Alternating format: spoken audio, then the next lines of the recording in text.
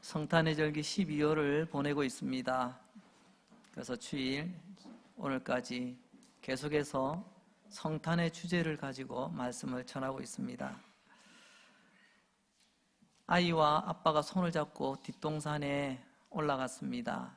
한참 올라가다가 아이가 아빠에게 물어봅니다. 아빠, 저 꽃은 무슨 꽃이에요? 아빠가 보니까 국화를 닮은 것 같기도 하고 해서 아마 들국화일 거야 라고 이야기했습니다. 그랬더니 꼬마가 의외의 질문 하나 더 던집니다. 아빠, 그러면 저 들국화는 왜 저기서 피어? 라고 물어봅니다.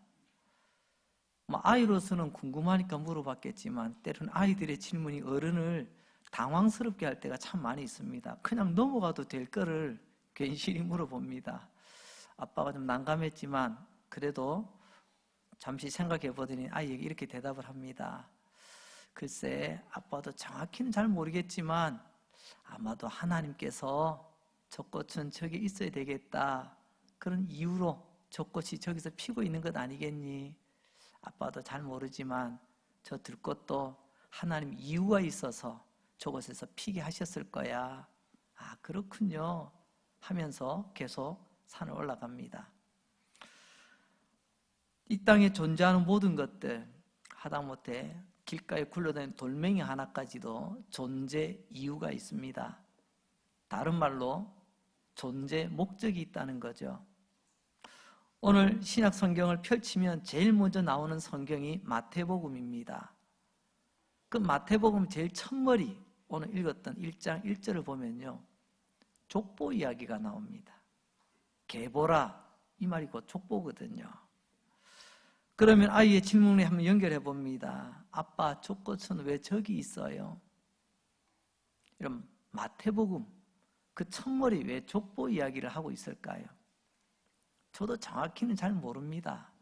하지만 더듬어 보건대 아마도 하나님께서 뭔가 하신 이야기가 있어서 족보를 통해서도 하나님 뭔가 우리에게 하나님의 마음과 계획을 알리시기 위해서 족보 이야기를 그 앞에 두신 것 아닐까요? 오늘 그 족보 이야기를 중심으로 해서 하나님의 말씀을 풀어나가려고 합니다. 먼저 마가의 이야기를 하기 위해서는, 마태 이야기를 하기 위해서는요, 마태에 대한 선의에 좀 사전 정보가 좀 필요합니다. 마태라고 하는 사람이 누구에게 이 복음서를 썼는가? 마태는 유태인이거든요. 그리고 마태가 이 마태복음을 적었을 때에는 자기와 같은 유태인, 자기 동포들에게 이 복음서를 썼습니다. 그러니까 오늘 이 이야기는 마태가 자기 동포들에게 들려주는 족보를 통한 세 가지의 비밀, 그 이야기를 하고 있는 거죠. 그리고 그 말씀 오늘 우리가 받고 있습니다. 첫 번째로는요, 새로운 창세기가 시작되었다라는 이야기를 지금 전하고 있습니다. 새로운 창세기, 아니 목사님, 창세기는 저 구약 처음에 나오는 성경 아닌가요? 네, 맞습니다. 창세기는 한마디로 창조의 책이요, 시작의 책이기도 합니다. 마태는 말합니다. 나의 동포들이여, 새로운 창세기가 시작되었습니다. 무슨 말일까요?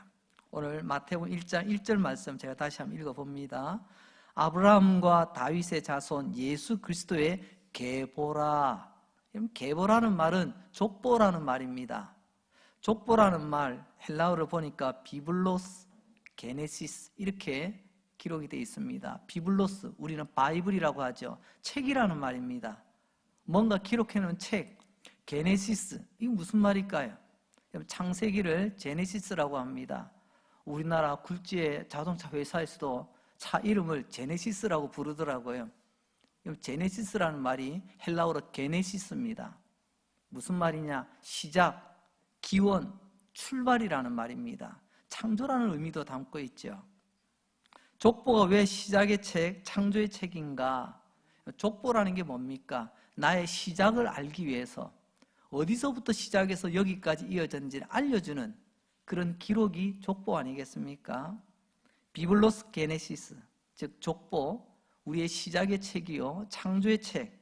유대인들은 이 계보라는 말을 딱 들었을 때, 저는 여러분들이 계보, 족보라는 우리말을 씁니다. 그러나 마태복음은요, 기록될 때 이 부분이 뭐라고 기록됐다고요? 비블로스 게네시스라고 표현이 되어 있습니다. 우리는 그게 그건가 보다 라고 하는데, 여러분 족보하면 무슨 생각나는 게 있나요? 별 감흥이 없어요. 그런데 여러분 유대인들에게는요, 이 비블로스 게네시스 하면요, 뭔가가 딱 떠오르는, 바로 연결되는 성경 구절이 하나 있습니다. 마치 우리 한국 사람은요, 세계에서 깜짝 놀랄 만한 희한한 정서를 하나 가지고 있습니다. 우리의 소원이 뭐죠? 라고 물어보면요, 뭐라고 대답하죠? 통일이라고 이야기해요. 여러분 전 세계 어디를 가서 우리의 소원은 하는데 통일하는 데는 대한민국밖에 없습니다. 이건 우리만의 정서입니다. 정서. 유대인들도요, 이런 정서가 있습니다. 이것은 밖에 다른 사람은 알 수가 없어요. 비블로스 게네시스, 우리말로 족보라고 번역되어 있는 이 말이 딱 그들을 듣는 순간 창세기 2장 4절 말씀이 기억납니다. 창세기 2장 4절 말씀, 이것이 천지가 창조될 때에 하늘과 땅의 내력이니, 이때 내력이니 이 말이요 비블로스 게네시스입니다. 무슨 말이냐고요? 바로 족보는 이 유대인들에게는요, 바로 창세기를 늘 염두에 두고 사용한다는 거죠. 하나님이 이렇게 저렇게 세상을 창조하셨다는 이야기, 그것을 기록한 창세기 말입니다. 그러니까 여호와 하나님이 하늘과 땅을 만드시던 날에 그 족보를 통해서 창조의 이야기가 다 담겨져 있다는 거죠. 다시 말해서 유대인은 계보, 즉 족보 하면요, 창세기가 먼저 떠오른다는 것입니다. 그래서 마태는 오늘 이 족보 이야기를 통해서 유대인 자기 동포들에게 이렇게 외치는 겁니다. 나의 동포들이여, 새로운 창세기가 시작되었습니다 라는 것을 전한다는 것입니다. 이게 무슨 말일까요? 하나님은 세상과 인간을 창조하셨습니다. 인간은 에덴 동산에서 말로 표현할 수 없는 복을 다 누렸어요. 그러나 그 인간들은 하나님의 말씀에 불순종하여 범죄하고 타락하여 그들은 에덴 동산에서 쫓겨납니다. 그래서 죄 종노릇하고 저주 아래 놓이게 되며 비극의 삶을 살아갑니다. 하지만 불행 중 다행이라고, 그 타락한 중에 죄를 짓고 하나님의 진노와 저주 아래 놓였음에도 불구하고 그들 인간은요, 구원에 대한 소망을 품고 있다는 것입니다. 여러분, 구원에 대한 소망, 그는 누가 품는 걸까요? 아마 이렇게 비유가 가능할 것입니다. 나는 매일 아침마다 맛있는 햇살에, 그리고 맛있는 고깃국에, 맛있는 반찬에 그렇게 늘 식사를 합니다. 근데 그 사람이 나는 내일 좀 맛있는 밥 한 그릇 먹어봤으면 좋겠다, 고깃국 한 그릇 먹어봤으면 좋겠다, 여러분 그런 소원 가지겠습니까? 내가 매일 누리고 있는 것, 내게 있는 것은요 소원하지 않습니다. 내게 없는 것, 내가 지금 해결하지 못하는 것, 거기에 대해서 소망을 가지는 거겠죠. 그러니까 우리 안에 구원의 갈망이 있다, 천국에 대한 소망이 있다라고 하는 것은 달리 말하면 우리가 죄인이라는 것을 반증하는 것이고, 또한 더 나아가서 우리는 구원이 필요한 인간이라는 것을 스스로 증명하는 모습입니다.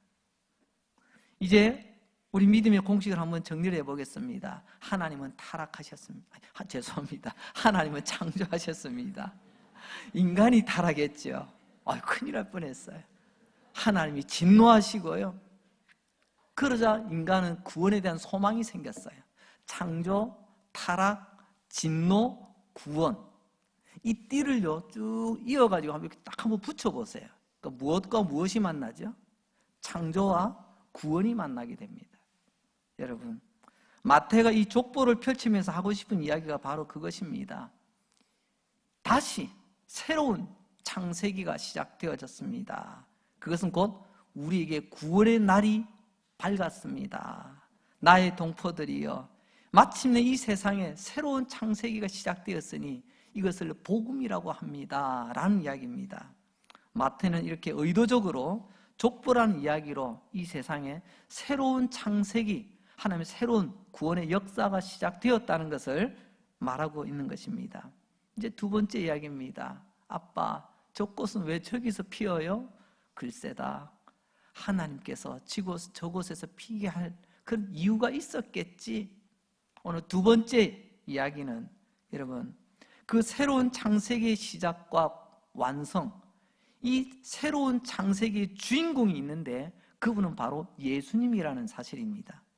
새로운 창세기라는 이 말은 달리 말하면 구원의 날이고요, 이 새로운 창세기의 주인공, 바로 구원은 예수님이 만드시고 새로운 창세기, 즉 구원은 예수님을 통하여 이루어진다는 말씀입니다. 구약 성경은 하나님의 구원에 관한 언약으로 가득 차 있습니다. 요약을 하자면 이 구원의 언약은 크게 두 가지 내용을 담고 있습니다. 첫 번째, 하나님의 약속하신 구원의 언약, 약속은요, 새로운 창세기를 만들, 새로운 구원의 역사를 펼칠 메시아를 보내겠다라는 약속입니다. 그 메시아를 우리는 구세주라고 부르죠. 바로 그 사람을 우리는 우리의 구원자라고 부르기도 합니다. 새로운 창세기를 시작하고 완성하실 분, 그분이 바로 우리가 기다리던 메시아라는 거죠. 이제 두 번째, 하나님의 그 구원의 언약의 핵심은 그 메시아는 아브라함과 다윗과 밀접한 관련을 맺고 있다는 겁니다. 아브라함과 다윗, 그와 관련이 있는 메시아를 보내겠다라고 말하는 것입니다. 즉 다시 말하면 새로운 창세기를 시작하실 분, 구원의 역사를 펼쳐나가실 분은 바로 아브라함의 자손이요 다윗의 자손이 되어야 된다라는 것을 전제로 하고 있다는 것입니다. 어느 날 그때 당시 말입니다. 누군가가 우뚝 서가지고 연설을 하는데 너무 기가 막혀요. 달변이에요. 얼마나 해박하고 얼마나 놀라운 이야기를 하는지 누군가가 이야기합니다.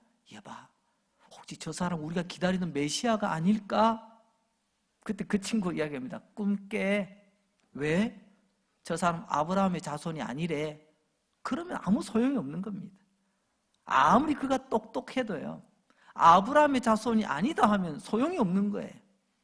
또 다른 사람이, 야, 그 사람 손만 대면 병을 낫고요, 그 사람이 하는 일마다 대박이 나고요, 그 사람이 가는 곳마다 기적의 이야기가 가득 찹니다. 또 누군가가 이야기합니다. 이봐, 혹시 저 사람이 우리가 기다리던 메시아가 아닐까? 그때 그 친구가 또 이야기합니다. 친구야, 꿈 깨. 왜? 저 사람 다윗의 자손 아니야. 그러면 아무리 그가 능력자라도 메시아가 될 수가 없는 것입니다. 반드시 메시아라고 했을 때는 아브라함의 자손인가, 다윗의 자손인가, 이것을 검증을 해야 된다는 것이죠. 여기에 대해서 하나님께서는 나단 선지자를 통하여 다윗에게 이렇게 말씀하신 적이 있습니다. 사무엘하 7장 16절 말씀, 내 집과 내 나라가 내 앞에서 영원히 보존되고 내 왕위가 영원히 견고하리라 하셨다 하라. 그럼 다윗 벌써 죽었어요. 다윗의 나라 벌써 망했습니다. 그런데 왜 다윗의 나라가 영원하다고 말했을까요? 이게 바로 메시아가 다스리는 하나님의 나라를 뜻하기 때문에 그렇습니다. 그러니까 유대인들, 이스라엘 백성들은 반드시 새로운 창세기가 시작되어지면 그 다윗의 나라, 즉 메시아의 나라가 영원할 것이라고 믿고 있었던 거죠. 그래서 유대인들의 생각에는 새로운 창세기가 시작될 때는 반드시 아브라함의 자손이요 다윗의 자손이어야 한다, 이 절대 조건이 늘 따라다녔던 것입니다. 그래서 마태복음 나중에 8장, 9장, 10장 저 뒤쪽으로 계속해서 한번 여러분 한번 읽어보시면, 여러분 이제 사람들 입에서 다윗의 자손이여 라고 외치는 소리가 이제 서서히 터져 나오는 것을 보게 됩니다. 그냥 당신은 메시아입니다 이게 아니에요. 당신은 다윗의 자손으로 오신 분, 즉 우리의 메시아입니다 라는 뜻이라는 거죠. 이제 다시 한번 족보로 돌아갑니다. 마태는 위대한 복음서를 시작하며 이렇게 족보를 펼쳐 우리에게 이야기하고 있습니다. 1절 말씀 제가 다시 한번 읽어드립니다. 아브라함과 다윗의 자손 예수 그리스도의 계보라. 순서를 잘 보세요. 아브라함이 먼저 나오고 다윗이 나옵니다. 이것이 바로 예수님의 족보라고 이야기하네요. 이 부분을 여러분 헬라어 원문, 마태가 그때 글은 헬라어를 썼지 않겠습니까? 그때 그 헬라어 원문은 이런 순서를 가지고 있습니다. 비블로스 게네세우스, 이것은 조금 전에 말씀드린 것처럼 족보라는 말입니다. 족보다 누구의? 예수 그리스도, 예수 그리스도의 족보라는 거죠. 근데 누구? 다윗의, 그리고 아브라함의 순서가 어떻게 나오냐면 다윗이 먼저 나오고요, 아브라함이 그 다음 나옵니다. 근데 우리는요, 우리 한글 성경 이것을 아브라함이 먼저고 다윗을 그 다음으로 놓았어요. 이건 우리 정서에 조금 안 맞기 때문에 그리 중요하겠나 하는 생각에서 아마 바꾸시는지는 모르겠습니다. 왜냐하면 우리는 항상 장유 유수 아닙니까? 조상님 이름이 먼저 나오고 후손이 나와야지. 어른 이름 먼저 나오고 그 다음 사람이 나와야지. 그런데요, 마태는 왜 다윗을 먼저 세웠을까요? 왜 아브라함을 뒤에 썼을까요? 그걸 몰라서 그랬을까요? 여기도 분명히 하나님께서는 마태를 통하여 우리에게 다윗의 이름을 왜 먼저 언급하고 있는가, 그 이유도 분명히 있으리라 생각이 되어집니다. 그것은 다름이 아니라 하나님께서 그만큼 다윗이라는 인물을 중심으로 해서 하나님 역사를 보고 계시다는 것입니다. 다윗, 여러분 그 다윗이라는 이름이 뭐죠? 다윗이라는 이름을 알기 위해서 마태복음 1장 17절 말씀을 한번 봅니다. 그런즉 모든 대수가 아브라함부터 다윗까지 14대, 다윗부터 바벨론으로 사로잡혀 갈 때까지가 14대, 그리고 바벨론으로부터 사로잡혀 간 후에 그리스도까지가 14대. 우리는 이것 가지고 성경 퀴즈 준비하듯이 말입니다. 야, 14, 14, 14 세 개로 나눠졌네. 가운데 중간에 중복된 거 빼면 40대네. 이래서 나는 잘 외웠다고 생각합니다. 하지만 오늘 이 순서의 가장 핵심은요, 14라는 숫자라는 것을 여러분 기억하셔야 됩니다. 왜냐하면 제가 어릴 때 친구들이랑 이런 재미난 놀이를 했어요. 다른 사람 알아볼 수 없는 비밀 글을 써서 보냅니다. 소위 말해서 암호, 너와 나의 약속된 방법으로만 풀어주는 암호를 정합니다. 그때 어린 시절에 무슨 수준 높은 암호문을 작성할 수 있겠습니까? 거꾸로 하는 겁니다. 기억은 1, 니은은 2. 대신에 숫자 1은 기억, 숫자 2는 니은. 그러니까 막 조합을 하니까 일반인이 볼 때는 이건 뭐지? 낙서인가? 하겠지만 우리끼리는 재미나게 그것을 서로 갖다 붙이고 뗐다 해가지고 말을 만들어가지고 우리끼리 참 재미나게 놀았어요. 원래 우리말은 기억의 1이라는 숫자의 의미는 가지고 있지 않습니다. 물론 처음이라는 그런 의미는 가지고 있겠지만요. 그런데 유대인들이 사용하고 있는 이 히브리어는요, 과거의 히브리어는 모음이 없습니다. 자음만 있어요. 근데 그 자음은요, 그냥 발음하는 그 의미만 있는 것이 아니라 우리로 말하게 되면 기역, 니은, 디귿 하듯이 알렙, 벳, 김멧, 달렛 이렇게 히브리어 알파벳이 있거든요. 히브리 그 알파벳은요, 알파벳 자체가 숫자의 의미도 담고 있습니다. 그래서 다윗이라고 우리는 한글로 풀어서 쓰지만 히브리어는요, 다비드 이렇게 아마 쓸 수가 있을 거예요. 그러면 디귿, 비읍, 디귿 이렇게 세 글자가 딱 나오거든요. 이게 음가가 4 더하기 6 더하기 4가 됩니다. 합치면 14가 되죠. 그러니까 다시 말하면 14라는 숫자는 14대라는 의미보다도요, 그만큼 지금 다윗을 중심으로 이 메시아 이야기를 풀어나간다고 하는 하나님의 그 연결고리가 되는 겁니다. 그만큼 다윗을 하나님께서 중요하게 여기신다는 거죠. 그 다윗의 이야기, 그 다윗의 후손으로 오신 예수님, 그분이 곧 우리가 기다리던 예수님, 바로 새로운 창세기의 시작이요 완성을 이루실 분은 오직 예수님이다라는 것을 강조하고 있다는 말씀입니다. 이제 세 번째 이야기로 넘어갑니다. 아빠, 저 꽃은 왜 저기서 피어요? 글쎄다, 저기서 피는 이유가 있지 않겠니? 하나님 이유가 있어서 저곳에서 저 들꽃이 피게 하셨겠지. 이제 세 번째, 왜 마태는 오늘 족보의 이야기를 계속하고 있는 걸까요? 세 번째 이야기입니다. 그것은 새로운 창세기의 구성원은 오직 하나님의 은혜로만 된다는 말씀입니다. 한번 정리를 해봅니다. 첫 번째 이야기는 새로운 창세기가 시작되었다라는 이야기였습니다. 비블로스 게네시스.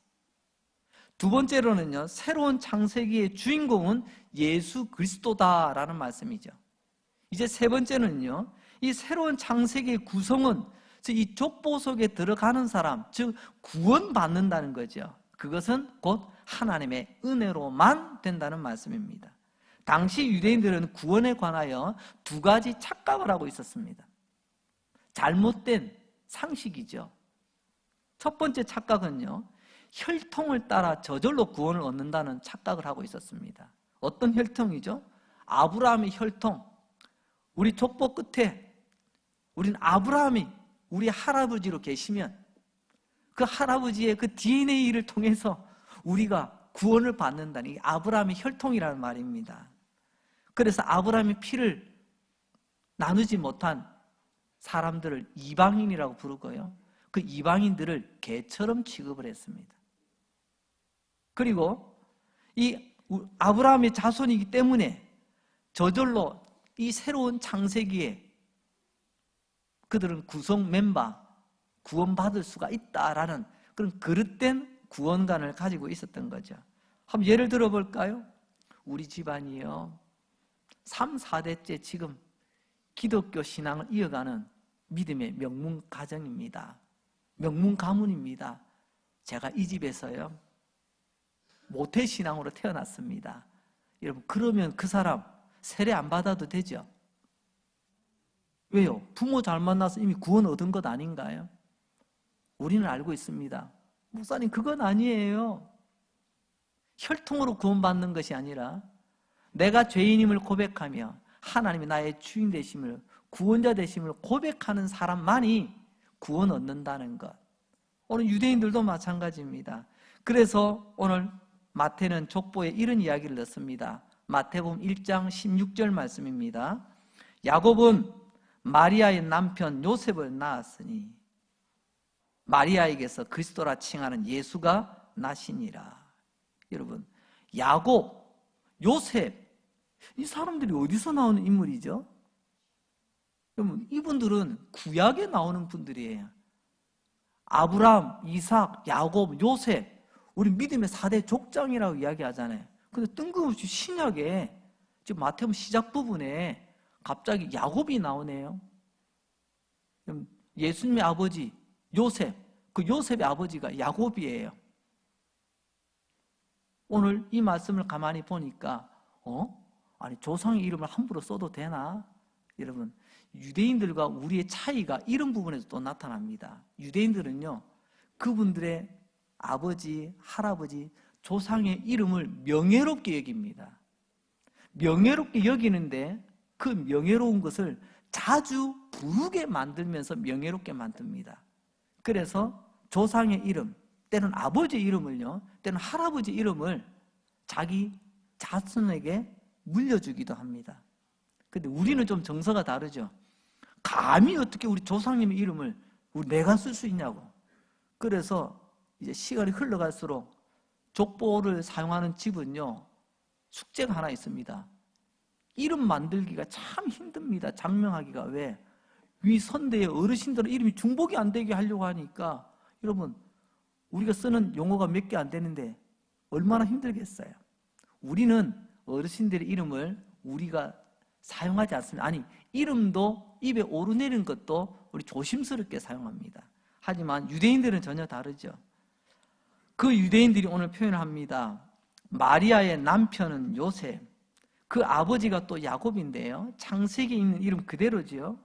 그런데 15절까지 보게 되면 주로 이런 이야기입니다. 야곱은 마리아의 남편 요셉을 낳았으니 요셉이 예수를 낳으니라. 이렇게 이어가는 게 앞에는 15절까지 흐름에 맞습니다. 아버지가 아들을 낳는 그런 이름으로 연결되어지고 있습니다. 아버지 아들이라는 거죠. 아버지 아들, 아버지 아들 이렇게 연결이 돼 가는데, 근데 16절에서는요 뜬금없이 요셉이 예수를 낳은 게 아니라 마리아에게서 낳았대요.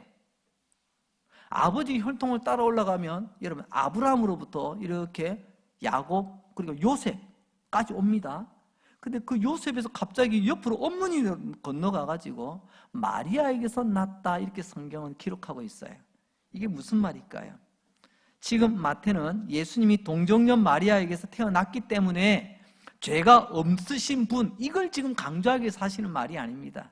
그래서 우리가 우리의 속죄에 관한 이야기를 이야기할 때 다루는 주제고요. 오늘 여기서 말하는 마태의 관점은 법적으로나 사회적으로 볼 때는요, 예수님은 요셉의 아들이 맞습니다. 왜냐하면 정혼했대잖아요. 여러분, 정혼이란 사실혼에 준한 것입니다. 유대 사회는 그것도 그 두 사람이 한 가정을 이룬 것으로 인정을 합니다. 그러니까 법적으로나 사회적으로 볼 때 예수님은 요셉의 아들이라고 말해도 틀린 건 아니에요. 그런데 지금 엄밀히 말하자면 왜 아브라함부터 아버지 대를 쭉 내려오다 갑자기 어머니로 건너가가지고 여기서 흘러가는가? 마태를 통해서 하나님은 말씀합니다. 새 창세기를 시작하는, 새로운 창세기를 만들어가는 구원자 예수는 혈통으로 오신 분이 아니다라는 것을 강조하기 위해서 지금 요셉에서 어머니로 건너가 버리는 거예요. 혈통이 지금 갑자기 뚝 끊어지잖아요. 지금 이걸 족보를 통해서 이야기를 하고 있는 겁니다. 마리아에게서 났다는 그 말 자체가 아브라함의 피를 섞지 않은 예수 그리스도다라는 것을 이야기하고 있습니다. 왜요? 유대인들은요, 우린 족보를 따져 올라가면 아브라함의 피를 받아야, 아브라함의 후손이어야 우리는 구원받는다라는 생각을 가지고 있었는데, 물론 법적으로 사회적인 기준으로 볼 때는 뭐 요셉의 아들로서 인정은 받겠지만, 그러나 그런 혈통적인 관점으로 볼 때는 요셉에서 마리아로 건너가잖아요. 이것은 아니다라는 것을 우리에게 알려주는 거죠. 이런 비극을 누가복음 16장에도 보면 그 흔적을 볼 수가 있습니다. 누가복음 16장에 보면 어리석은 부자의 이야기가 나옵니다. 나름 열심히 일했겠죠. 사업이 잘 됐습니다. 좀 차고 넘쳤어요. 그래서 어떻게 이것을 내가 즐기며 살아갈까 궁리하다가 그날 밤에 하나님께서 그의 목숨을 거두어 가셨습니다. 그가 간 곳은 지옥이었습니다. 고통스러웠습니다. 그곳에서 그가 부르짖는 소리, 그가 뭐라고 부르짖었을까요? 그 어리석은 부자가 지옥에서 천국에 있는 아브라함을 보고 이렇게 외치죠. 아버지 아브라함이여. 여러분, 아버지라고 하는 것은요, 조상이라는 말이에요. 우리의 조상 아브라함이여 라고 외치고 있는 겁니다. 자, 그럼 한 번만 더 생각해 보세요. 여러분, 이 지옥에 있는 이 어리석은 부자는 아브라함의 혈통적 후손이라는 것을 알게 됩니다. 아니, 아브라함의 후손이면 당연히 천국에 가야지 왜 지옥에서 천국에 있는 아브라함을 찾냐 말입니다. 즉 누가복음 16장의 이야기를 가만히 들여다보면요, 혈통적 후손이, 아브라함의 혈통적 후손은 무조건 구원받는다가 아니라는 것을 우리에게 말씀해 주고 있습니다. 두 번째, 유대인들이 착각하고 있었던 내용이 있죠. 그것은 다름이 아니라 어떤 조건, 즉 공로를 쌓으면, 내가 포인트 적립을 많이 해놓으면 구원을 받는다라는 그런 착각을 하고 있었습니다. 그래서 그들은 구원받는 조건으로, 의를 이루게 한 조건으로 율법을 지키며 선을 행하며 금식하며 그렇게 몸부림을 쳤던 것입니다. 나중에는 자기들도 지쳐가지고 이제는 껍데기, 형식만 남아있는 외식적인 사람으로 전락하고 말았던 거죠. 마태는 이렇게 구원의 족보를 만드는 자기 동포들에게서 이 족보를 보여주며 또 하나의 이야기를 합니다. 그것은 우리가 열심히 애를 쓰고 노력해서 얻는 구원이라면 그 구원은 가짜라는 것입니다. 마태복음 1장 3절 족보에서 이런 이야기를 왜 마태는 언급하고 있을까요? 제가 한번 읽어드리겠습니다. 마태복음 1장 3절 상반절입니다. 유다는 다말에게서 베레스와 세라를 낳고, 우리는 족보를 소중하게 여기지만 사실 유대인들은요 따로 족보가 없습니다. 그러나 마태는 엄밀히 이것을 정리하여 그들의 족보처럼 지금 다시 한번 사용하고 있는 거죠. 그런데 오늘 이 이야기 보세요. 유다는 다말에게서, 베레스와 세라를 낳았답니다. 베레스와 세라의 아빠가 누구죠? 유다라는 거예요. 그럼 엄마는요? 다말이라는 거죠. 여기까지는 문제가 없는 것 같습니다. 그런데 조금만 들여다보면요, 여러분, 유다와 다말의 원래 관계는 어떤 관계죠? 시아버지와 며느리의 관계입니다. 아니, 이런 말도 안 되는 이야기가 성경에 있냐고요? 예, 그때 당시 이 중동 지역에서는요, 아들이 장가를 갔는데 아이를 낳지 못하고 죽으면요, 그 재산을 지켜야 되잖아요. 그 기업을, 그리고 남아있는 그 부인을, 생활을 책임져야 되지 않습니까? 그래서 동생이 형수님하고 동침을 해서 아이를 낳으면 형님 이름으로 다시 올립니다. 그래서 형님의 재산과 형님의 기업을 물릴 수 있도록. 그 동생이 지금 또 다음 동생이, 이게 그때 당시 그 지역에서 통용되고 있던 관습이라는 거죠. 우리하고는 조금 문화가 다르기 때문에 좀 어색할 수 있습니다. 아무튼 그런 가운데서 이 유다의 아들이 바로 그런 일이 벌어졌습니다. 첫째 아들 며느리가 다말이 왔는데 첫째가 죽었어요. 그래서 둘째를 보냈습니다. 근데 아이가 없어요. 계속해서 문제가 생깁니다. 아이들이 자꾸 죽어요. 그러니까 우리 같으면 뭐라고 이야기하겠습니까? 아이고, 우리 집에 며느리 잘못 들여가지고 우리 아들 잡는다. 뭐 우리 또 시어머님들께서는 간혹 그런 또 불편한 이야기를 혹 하시는 분이 계실지도 모르겠습니다. 여러분, 유다의 입장에서 한번 돌아보세요. 야, 이거 며느리 하나 잘못 들여가지고 우리 집 애들 다 죽는구나. 걱정이 되지 않겠습니까? 그래서 이제 막내가 하나 남았습니다. 근데 그때 핑계는 얘는 너무 어려서 아직 멀었다. 좀 기다려라. 그래서 기다렸어요. 얘가 다 장성했는데도 그때 당시에 통용되는 관습에 따라서 다말에게 보내주지 않는 거예요. 그때 당시 유다는 이미 부인을 먼저 떠나보낸 호라비로 지내고 있었습니다. 그래서 다말이 꾀를 낸 거예요. 아주 예쁘게 분장을 해서 거리에서 몸을 파는 여인처럼 준비를 해서 이 유다도 그의 적적함을 달래기 위해서 아마 거리를 배회했는지 모르겠습니다. 이 여인을 만나 하룻밤을 보내게 됩니다. 이후에 아이를 낳게 돼요. 이런 이야기입니다. 그런데 왜 족보에서 이런 이야기를 하느냐? 공로로, 조건으로 의로움이 기준이 된다면 이들은 여러분 창세기의 족보에 창세기의 구원 멤버로 들어올 수가 없는데 이런 다말이 왜 들어와 있냐는 겁니다. 들어올 수가 없잖아요. 그리고 또 계속되는 이야기, 마태복음 1장 5절로 또 내려가면 이런 또 이야기가 나옵니다. 살몬은 라합에게서 보아스를 낳고 보아스는 룻에게서 오벳을 낳고 오벳은 이새를 낳고, 여기서 라합이라고 말하고 있는데요, 다른 데는요 이 라합이라는 이름 앞에 항상 기생이라는 말을 붙여요. 기생 라합, 기생 라합. 기생이 뭐예요? 여러분, 나의 몸을 팔아서 생활하는 사람 아닙니까? 지금 오늘날에도 그런 사람들은요 사람들로부터 인정을 받지 못합니다. 근데 과거 그때 당시는 오죽했겠어요? 근데 그런 여인의 이름이 여러분 족보에 이름이 올라와 있는 거예요. 무슨 일을 잘했어요? 뭐가 그리 착하고 뭐가 의로웠어요? 아무런 이유가 없거든요. 이후에 보면 또 뭐가 있습니까? 룻이 나오죠. 룻은 이방 여인입니다. 이방 여인.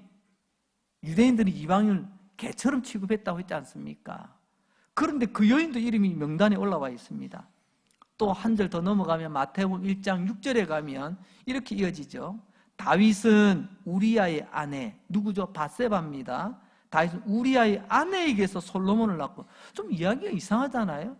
그냥 다윗은 뭐 아내 밧세바에게서 솔로몬을 낳고 했으면 될 거를 왜 족보는 굳이 우리아의 아내라는 것을 집어넣었을까요?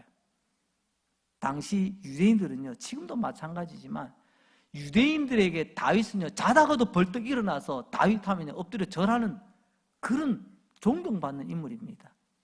우리나라에도 여러 왕들이 있는데요, 각 나라마다 왕이 있잖아요. 그 왕 중에서 가장 위대한 왕은요 대왕이라는 이름을 붙여요. 세종 대왕이잖아요. 광개토 대왕이잖아요. 여러분, 유대인들에게 다윗은요 그냥 그렇고 그런 인물이 아닙니다.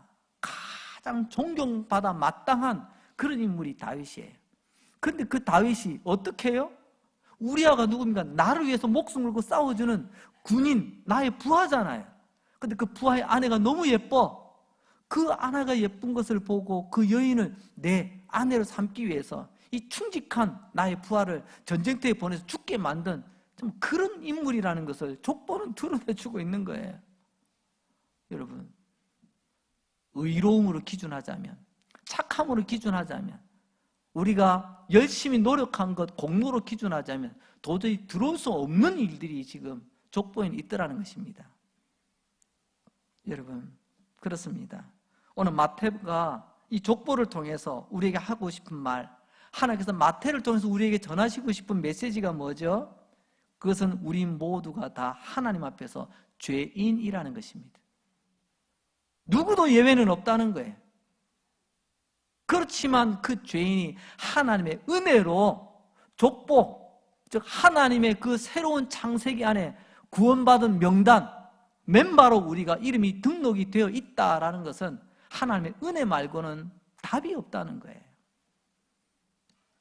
새로운 창세기에 내 이름이 들어가는 것, 나의 조건과 나의 공로와 나의 노력이 아니라 오직 하나님의 은혜라는 사실, 이것 더 늦기 전에 깨달으라고 마태는 자기 동포들에게 외쳤고, 그 말씀 오늘 이 말씀 있는 모든 하나님의 백성들에게 다시 한번 알려줍니다.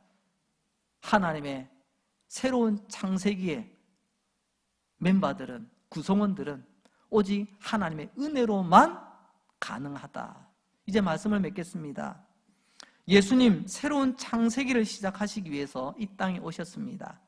성탄은 오늘 족보 이야기로 보자면 새로운 창세기를 열기 시작한 바로 그 이야기가 성탄입니다. 그리고 누구든지 그 사람이 어떤 죄인이든지 이 예수님을 구주로 믿을 때에 하나님께서는 그 인생에 새로운 창세기를 시작하십니다. 구원하시고 그의 인생을 새롭게 써가실 것입니다. 저와 여러분, 그 복된 주인공이 되시기를 주의 이름으로 축복합니다. 기도하겠습니다. 하나님 우리 아버지 은혜 감사합니다. 오늘 호흡 주셔서 감사하고 심장에 박동 주셔서 감사하고 하나님 말씀 들을 수 있는 귀를 주셔서 감사하고 말씀 읽고 볼 수 있는 눈을 주셔서 감사합니다.